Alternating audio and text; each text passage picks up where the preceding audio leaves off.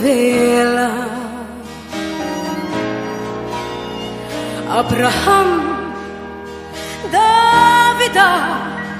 Bùi thiang Elia te meu po kha Har sak na tốt lâu chung qua tu nghe om Oh Christian chung qua lal pa che na pun na po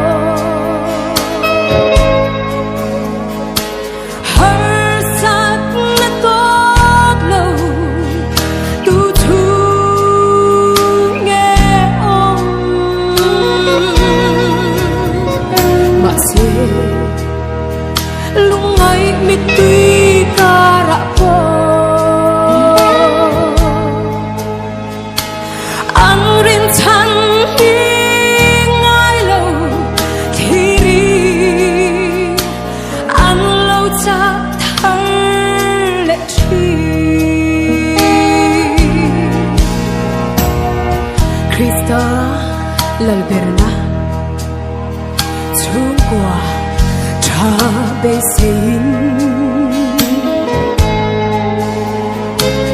đi tin mai cha mít loving mà sẽ he khó về sẽ căng lần la ra mà hiền mít tuy chi lal pa kan ngai em che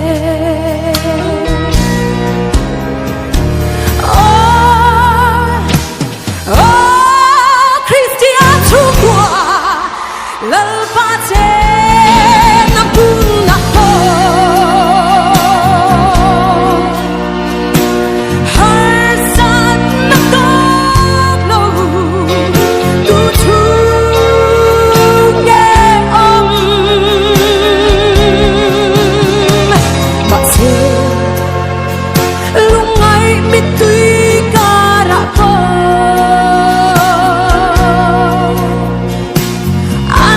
Time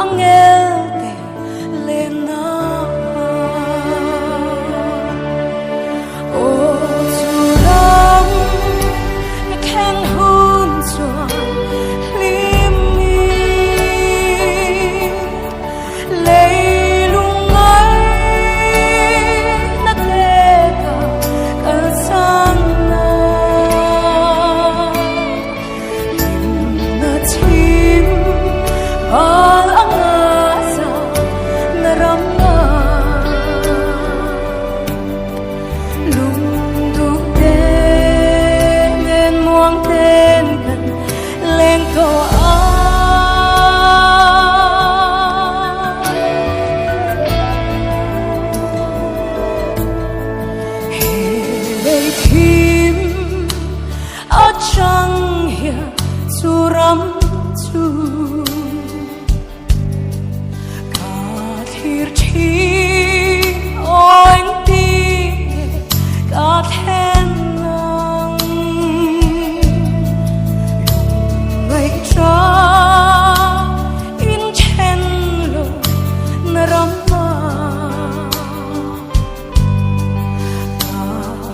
chú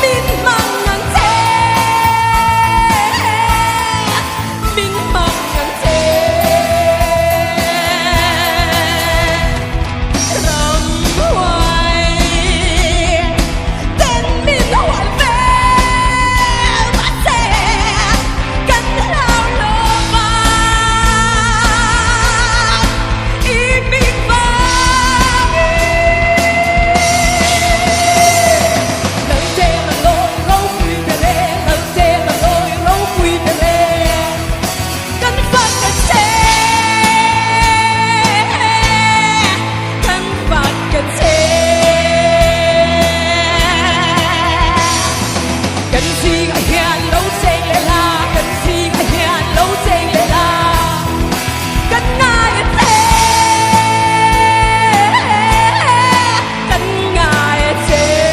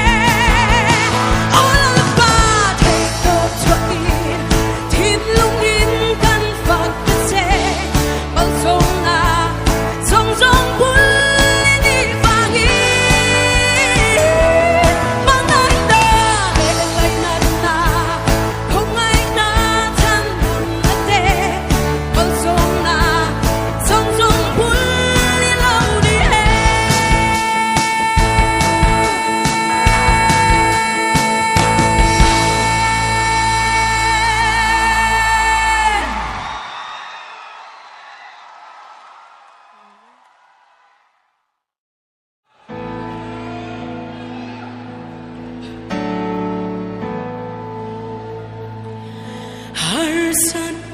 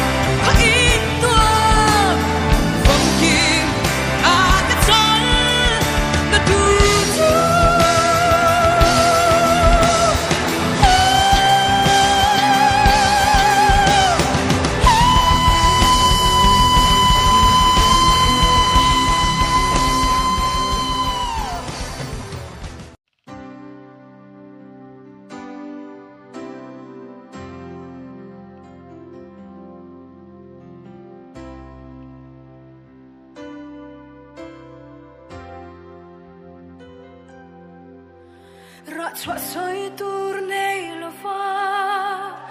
Dananga rongbo chinte Ni na chan vo khalelin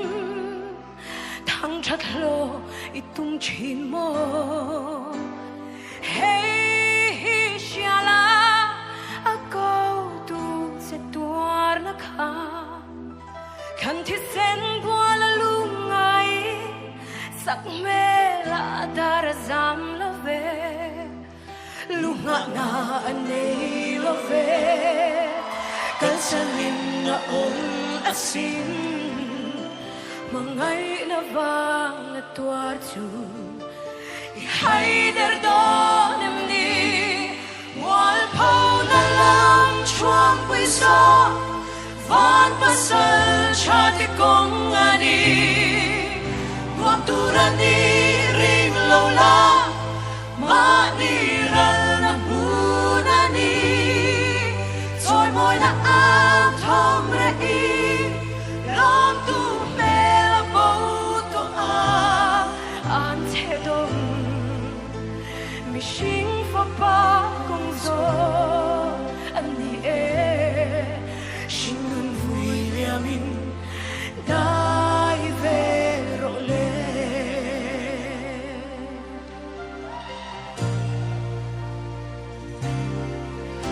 ante dongo Calvary thì nó cross toa khova karao shuai na nun changa ken be a om to te chu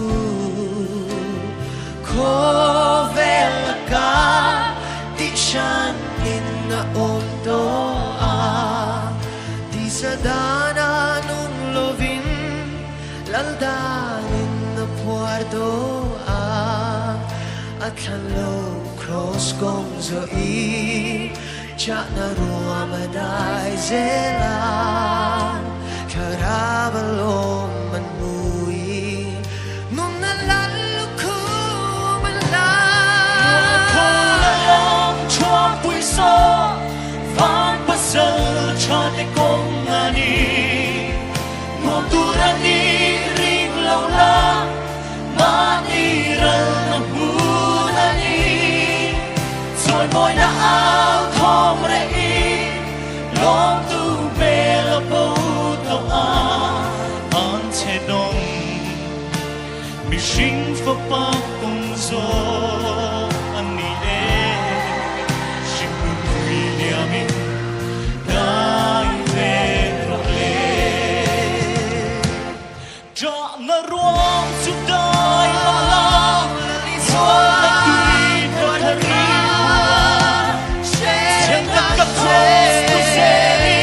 tell the ya sin lan mi pon se la so ta re mai say lo la ram la tu la adam sia hi se na rong mo tu ra chan dam yang ni e Christian chalai de zam lovino anh thế đông mi xin phố ban cùng gió anh đi xin luôn vui lìa mình đai về rộ lên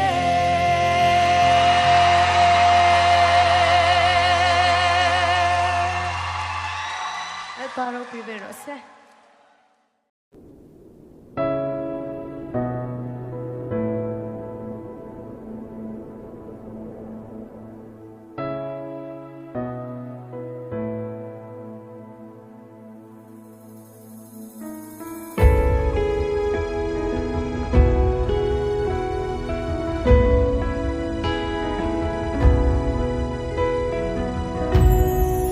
Em kim xiêm tu la ba ba thia mani chava van kai phara lady zau tu om to ale om ma ba thia si pai hau de la ba in do na a ne tu kha Bethlehem dai mun to ma lo piangin ti sa in alo chang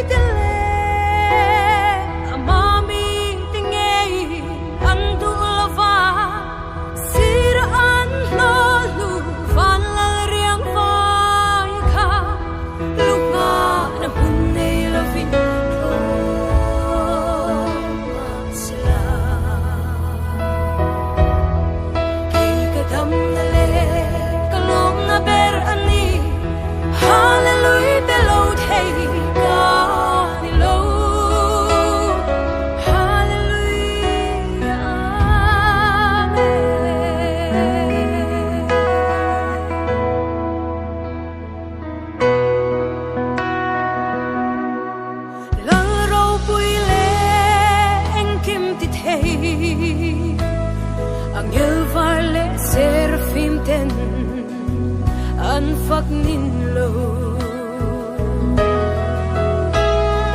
kay kalung lai